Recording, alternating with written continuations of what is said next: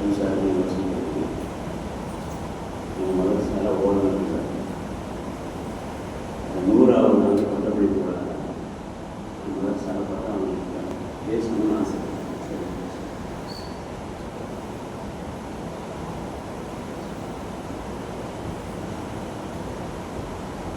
السلام عليكم ورحمة الله تعالى وبركاته. الحمد لله نستعينه ونستغفره ونؤمن به ونتوكل عليه ونعوذ بالله من شرور أنفسنا ومن سيئات أعمالنا. من يهدي الله فلا مضل له ومن يضلل فلا هادي له. ونشهد أن لا إله إلا الله وحده لا شريك له.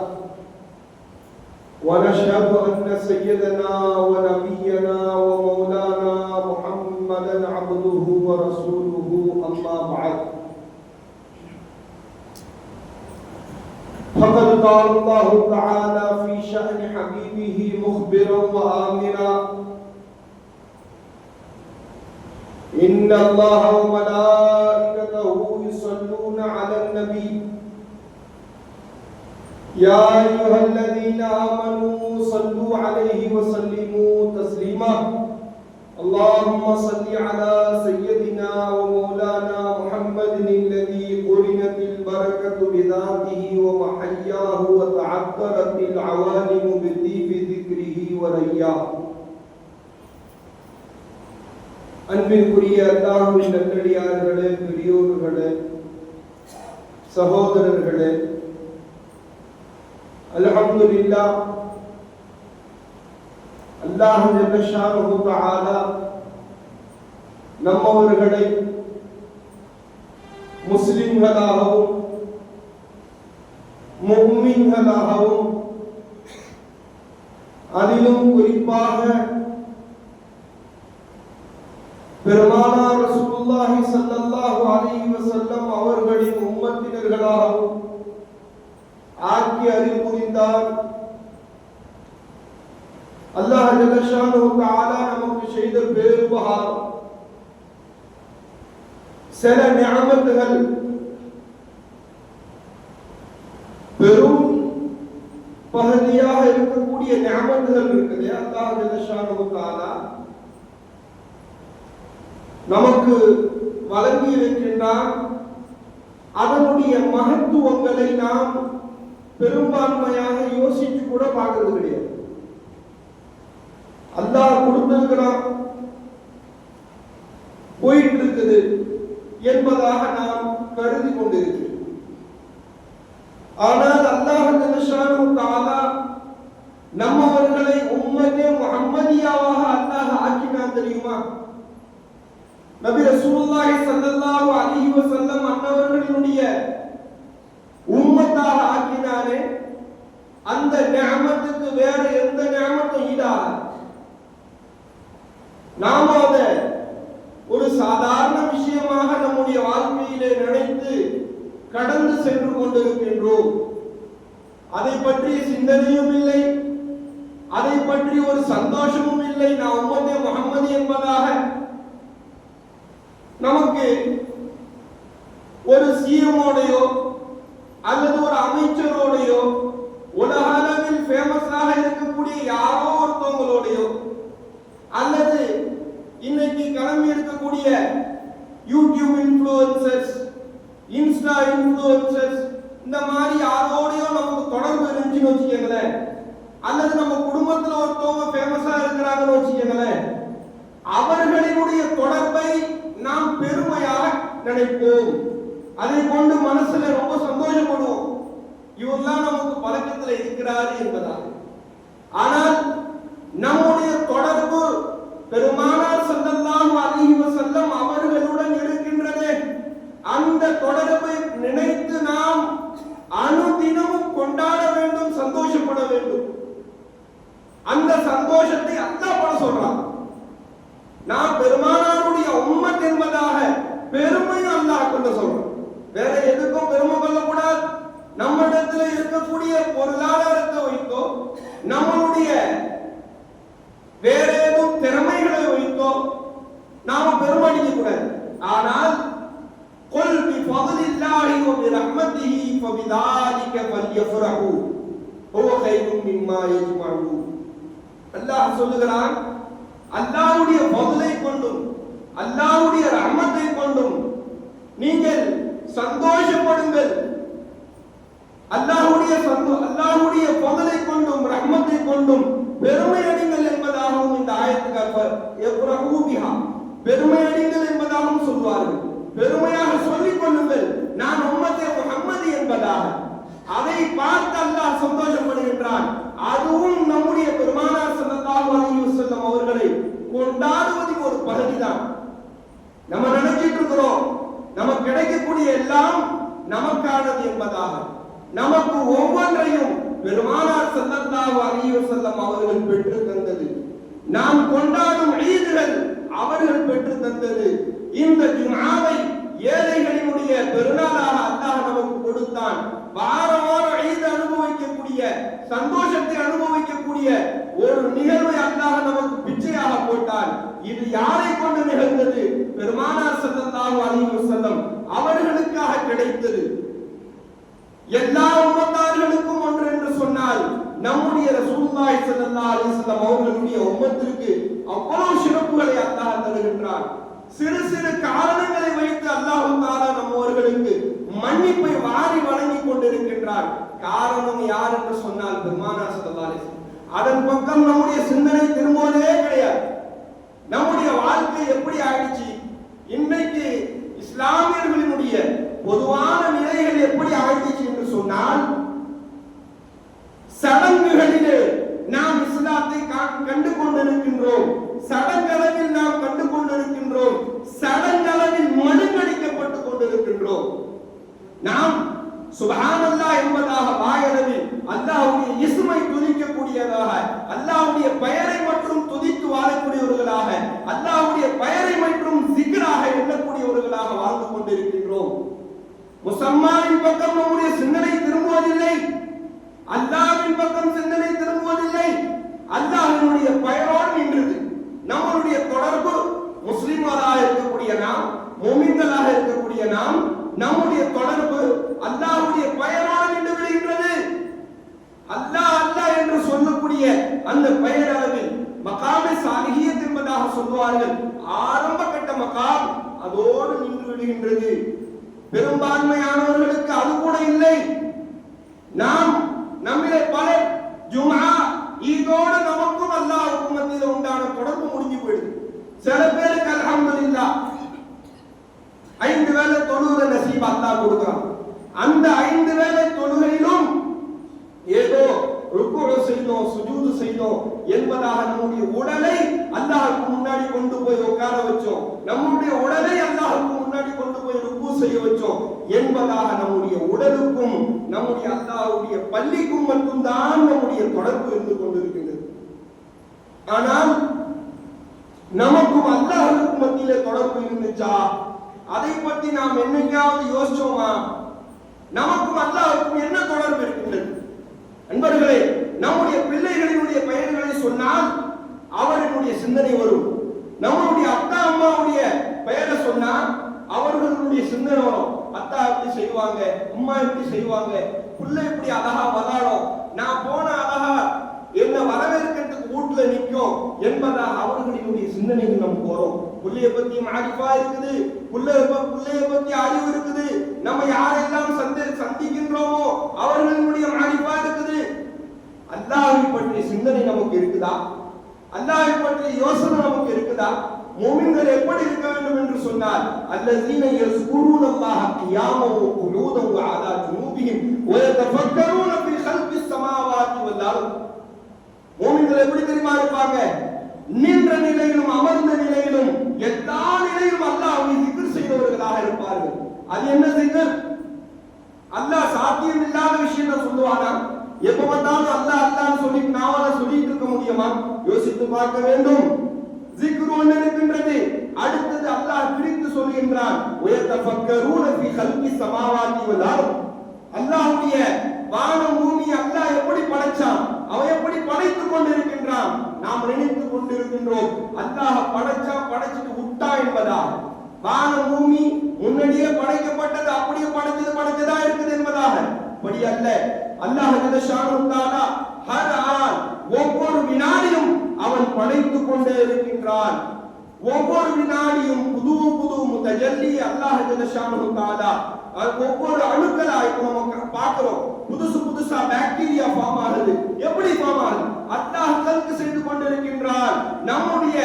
நம்மளுடைய தோல்ல அந்த பாக்டீரியா இல்ல அப்படின்னா என்ன ஆகும்? தோல்கள் சுருங்கி போயிடும். அல்லாஹ் அந்த தோலை திரும்ப புதுப்பித்து படைத்துக் கொண்டே இருக்கின்றான்.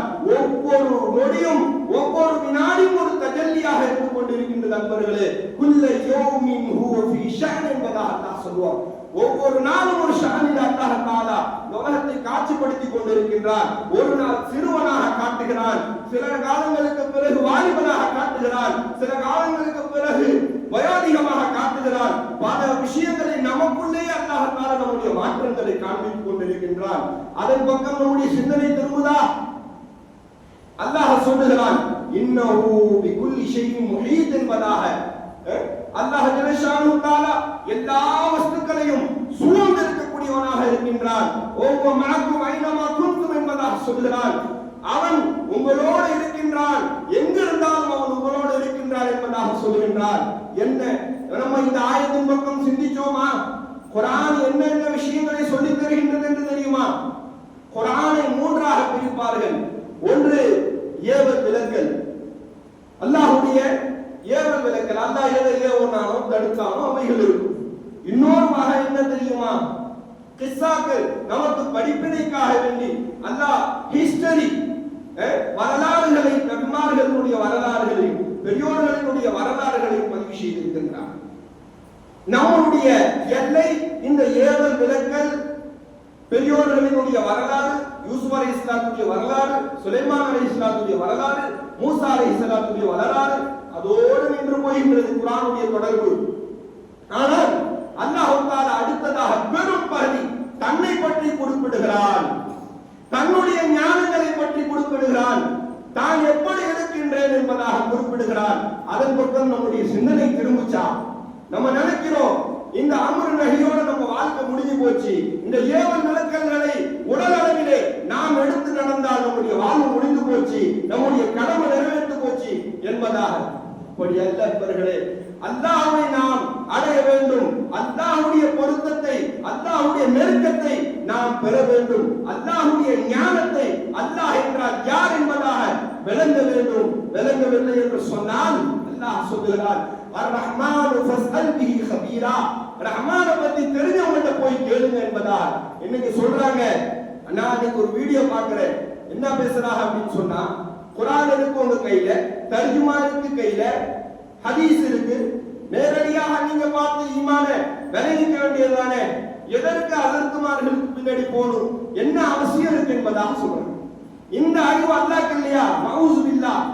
எதற்கு ரசூலுல்லாஹி அனுப்பினான்? எதற்கு இத்தனை நபிமார்கள் அனுப்பினான்? இந்த இல்மை கற்றுக் கொடுப்பதற்காகத்தான் அனுப்பினான். முஸ்ஹபை இறக்கி இருக்கலாமே. குர்ஆன் ஜிப்ரீல் அலைஹிஸ்ஸலாம் மூலமா சொல்லப்பட்டுச்சு. அதே ஜிப்ரீல் அலைஹிஸ்ஸலாம் மூலமா முஸ்ஹப் அந்த காலத்துல ஏடுகள் இறக்கப்பட்டுச்சு. அந்த மாதிரி ஏடுகளை இறக்கி அந்த மக்களினுடைய மொழிக்கு தகுந்தாற் போல் அர்த்தம் வச்சு நீங்களே படிச்சு தெரிஞ்சுக்கிட்டு அல்லாஹ் சொல்லவில்லை தானே? ஏன் நபிமார்களை அனுப்பினார்? இன்னா அர்சல்னாக ஷாஹிதன் வ முபஷ்ஷிரன் வ நஸீரா. அல்லாஹ் அந்த நபிமார்களினுடைய வாயிலால் தான், அந்த நபிமார்களின் மூலமாகத்தான் பஷாரத் சொன்னான், சுப செய்திகளை சொன்னான், எச்சரிக்கை செய்தான் மக்களுக்கு. நேரடியாக ஏடுகள் மூலமாக அல்ல. நாம் நம்முடைய இஸ்லாத்தை தவறாக மேலோட்டமாக விளங்கிக் கொண்டு இதுதான் இஸ்லாம் என்பதாக சென்று கொண்டிருக்கின்றோம். இது ஒரு வகையான வழிகேடு. நாம் இருக்கக்கூடிய விஷயத்தை கொண்டு போதுமாக்கி கொண்டு வாழ்ந்து கொண்டிருக்கின்றோம். நமக்கு துன்யாவுடைய காரியம் ஒன்று சொன்னா, பொருளாதாரம் அடிப்படையில் சொன்னா இன்னும் வேணும் போறோம். ஆனால் அல்லாஹ் ரசூலுடைய விஷயம் என்று சொன்னால் எனக்கு இருக்கிற இல்மு போதும், நான் எப்படி தொழுவணும்னு தெரியும், எப்படி நோன்பு வைக்கணும்னு தெரியும், எப்படி ஹஜ்ஜி செய்யணும்னு தெரியும் என்பதாக நமக்கு இருக்கக்கூடிய சிறு மூளை, சிறு அறிவை கொண்டு நமக்கு போதுமாக்கி கொண்டு நம்முடைய வாழ்க்கையை கடந்து செல்கின்றோம் நண்பர்களே. அதுவல்ல, இஸ்லாம் என்பது ஒரு கடல், ஈமான் என்பது ஒரு கடல், அதை தாண்டி இஹ்சான் என்ற ஒரு கடல் உண்டு. அதன் பக்கம் நம்முடைய சிந்தனைகளை திருப்ப வேண்டும். இன்னஹு பிகுல்லி ஷைஇன் முஹீத் என்பதாக அல்லாஹ் சொல்கிறார். அல்லாஹ் எல்லா வஸ்துக்களையும் எல்லா விஷயங்களையும் அவன் சூழ்ந்திருக்கக்கூடியவனாக இருக்கின்றான். வெளிப்படையா இதுக்கு அர்த்தம் தர்ஜுமா வச்சா என்ன தெரியுமா? அல்லாஹ் தன்னுடைய அறிவால் சூழ்ந்திருக்கின்றான் என்பதாக நம்ம வச்சிருக்கோம், அர்த்தம் வச்சிருக்கோம். இதை யாரு படிச்சு கொடுக்கிறது? இன்னஹு என்று சொன்னால் அந்த ஹூ அரபியினுடைய பாஷையில், கிராமரில் அந்த ஹூவுடைய பமீர் ஜாத்தின் பக்கம் தான் நிகழும், சிஃபத்தின் பக்கம் திரும்பாது என்பதாக சொல்லுவார்கள். மஅனா இது விளங்க எப்படி வழங்கும்? அவரப்ப ஆரிஃபின்களுடைய ஆலிம்களுடைய இடத்திலே வந்து பயிர் கற்றுக்கிட்டாதான் தெரியும். இல்ல தர்ஜுமாவா தான் அல்லாஹ் எல்லா இடத்துலயும் இருக்கிறான். எப்படி அல்லாஹ் எல்லா இடத்துலயும் இருக்கிறான் விளங்குது. அதுக்கு நம்முடைய சிந்தனையை நாம் கொடுக்க வேண்டும். நம்முடைய இல்ம் அல்லாஹ்வை விளங்குவதற்காக வேண்டி கொடுக்கப்பட்டது, வெறும் துன்யாவுக்காக வேண்டி அல்ல, துன்யாவை சம்பாதிப்பதற்காக மட்டுமே அல்ல. நான் துன்யாவை சம்பாதிக்க வேண்டாம் என்று சொல்லவில்லை, அது ஒரு பார்ட், நம்முடைய லைஃப்ல ஒரு பார்ட். அது அதை அல்லாஹ்விடத்திலிருந்து தேடிக்கொள்ள வேண்டும். ஆனால் நமக்கு அல்லாஹ் கல்வியை ஞானங்களை கொடுத்தது எதற்காக வேண்டி? அல்லாஹ்வை விளங்க வேண்டும், அவனின் பக்கம் நெருங்க வேண்டும், அவனுடைய இபாதத்திலே அந்த அறிவை ஈடுபடுத்த வேண்டும், அந்த அறிவை கொண்டு அவனை வழிபட வேண்டும். அவனுக்கு நாம் ஹர் ஆன் ஒவ்வொரு வினாடியும் நாம் அவனுக்கு கட்டுப்பட்டவனாக, அவனுடைய ஞாபகத்திலே அந்த அறிவை புழங்கி வருகிற வண்ணமாக நாம் கழிக்க வேண்டும். அல்லாஹ் ஜல்லஷானஹு தஆலா அதுக்கு தௌஃபீக் செய்யும். அல்ஹம்துலில்லாஹ், அல்லாஹ் ஜல்லஷானஹு தஆலா. அப்போ மா நஅபுதுஹும் இல்லா லியுகர்ரிபூனா இலல்லாஹ் என்பதாக குறைஷி குஃபார்கள் சொல்வார்கள். நம்ம கான இபாதத் செய்றோம், அல்லாஹ் ரசூல் சொல்லி கொடுத்த தொழுகை தொழுகிறோம், அல்லாஹ் ரசூல் சொல்லி கொடுத்த நோன்பு வைக்கிறோம், ஹஜ்ஜ செய்றோம். அல்லாஹ் சொல்ற மாதிரி தானே செஞ்சோம், ரசூலுல்லாஹ் சொல்ற மாதிரி தானே செய்றோம். இப்ப நம்ம செய்யறது சரியான செயல். ஆனால் இதை கொண்டு அல்லாஹ்வுடைய நெருக்கத்தை நாம் என்னைக்காவது யோசிச்சிருக்கோமா? இதை கொண்டு அல்லாஹ்வோடு நான் நெருங்க வேண்டும், அல்லாஹ்வுக்கும் எனக்கும் சம்பாஷணை ஏற்பட வேண்டும் என்கின்ற சிந்தனை வந்ததா நம்முடைய கல்விலே? அதன் பற்றிய சிந்தனை திரும்பியதா? ஆனால் குறைஷி குஃபார்கள் என்ன சொன்னாங்க தெரியுமா? அவர்கள் சிலைகளை தான் வணங்கி கொண்டிருந்தார்கள் அந்த காலத்துல. ஆனால் அவர்களிடத்துல ஏன் இந்த சிலைகள் தான் வணங்குறீங்க அப்படின்னு சொன்னா, அந்த குறைஷி குஃபார்கள் சொல்லுவாங்களாம், மா நஅபுதுஹும் இல்லா லியுகர்ரிபூனா இலல்லாஹ். இந்த சிலைகள்லாம் நான் வணங்குறேன் எதுக்கு அப்படின்னா, இந்த சிலைகள் எங்களை அல்லாஹ்வின் பக்கம் கொண்டு சேர்க்கும் என்பதற்காக நாங்கள் வணங்குறோம் என்பதாக சொல்வார்களாம். இப்போ பாருங்க, அவங்க செய்யக்கூடிய இபாதத் பாத்திலான இபாதத், அல்லாஹ்வுக்கு மாறான இபாதத், ஷிர்க் செய்து கொண்டு அல்லாஹ்வுடைய குர்பை ஆசை வைத்தார்கள், அல்லாஹ்வுக்கு மாறு செய்து கொண்டு அல்லாஹ்வுடைய நெருக்கத்தை ஆதரவு வைத்தார்கள், ஆசைப்பட்டார்கள். நாம் சரியான முறையில் இபாதத் செய்து கொண்டிருக்கின்றோம். நமக்கு அல்லாஹ்வுடைய நெருக்கத்தின் பக்கம் சிந்தனை திரும்பியதா? நாம் நம்முடைய அறிவுகளை மலிங்கெடுக்கப்பட்டு கொண்டிருக்கின்றது அல்லாஹ்வுடைய சிந்தனையை விட்டும். நம்முடைய தீனுக்கு நாம எல்லை போட்டுக்கொண்டு இவ்வளவுதான் தீன், இவ்வளவுதான், இதோட முடிஞ்சு போச்சு, 5 நிமிடம் ஒரு நாளைக்கு கொடுத்தா முடிஞ்சு போச்சு என்பதா? அப்படி அல்ல, அப்படி அல்ல. ஒவ்வொரு வினாடியும் நம்முடைய சிந்தனை, நம்முடைய சொல், நம்முடைய செயல், நம்முடைய பொருளாதாரம், நம்முடைய ஒவ்வொரு வஸ்துவும், நம்முடைய உயிர் அனைத்தும் அல்லாஹ்வுக்கு இபாதத் செய்ய வேண்டும், அனைத்தும் அல்லாஹ்வின் அழைப்பிலே நெருங்கிக் கொண்டே இருக்க வேண்டும், அனைத்தும் அல்லாஹ்வுடன் தொடர்புடையவர்களாக, தொடர்புடைய வஸ்துக்களாக ஆக வேண்டும். அல்லாஹ் ஜல்லஷானஹு தஆலா அதற்கு தௌஃபீக் செய்வானாக. வாஹிர் தஅவானா அல்ஹம்துலில்லாஹி ரப்பில் ஆலமீன். அஸ்ஸலாமு அலைக்கும் வரஹ்மத்துல்லாஹி வபரகாத்துஹு.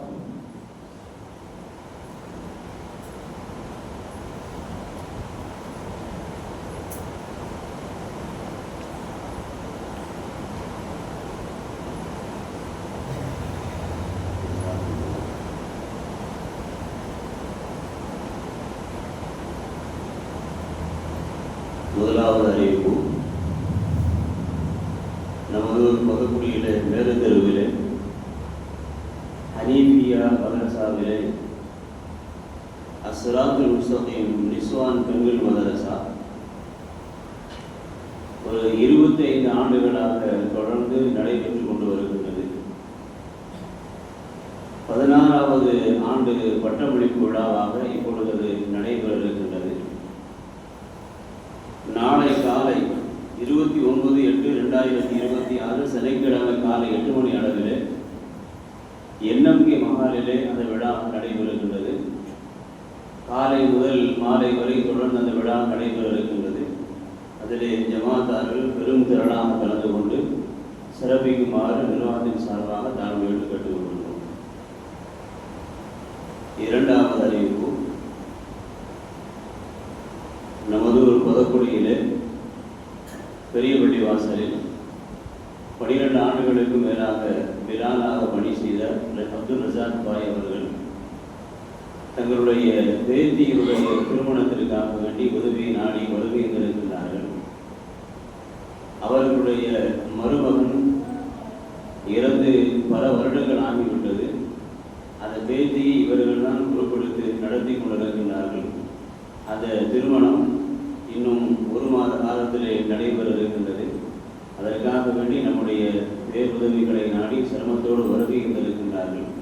அந்த பேத்தியினுடைய திருமணத்திற்காக வேண்டி உங்களால் முடிந்த உதவிகளை தாராளமாக செய்யுமாறு நிர்வாகத்தின் சார்பாக கேட்டுக்கொள்கின்றோம். நீங்கள் கொடுக்கக்கூடிய அந்த உதவிகளை வேலைப்படியினுடைய ஆஃபீஸிலே நீங்கள் கொடுத்து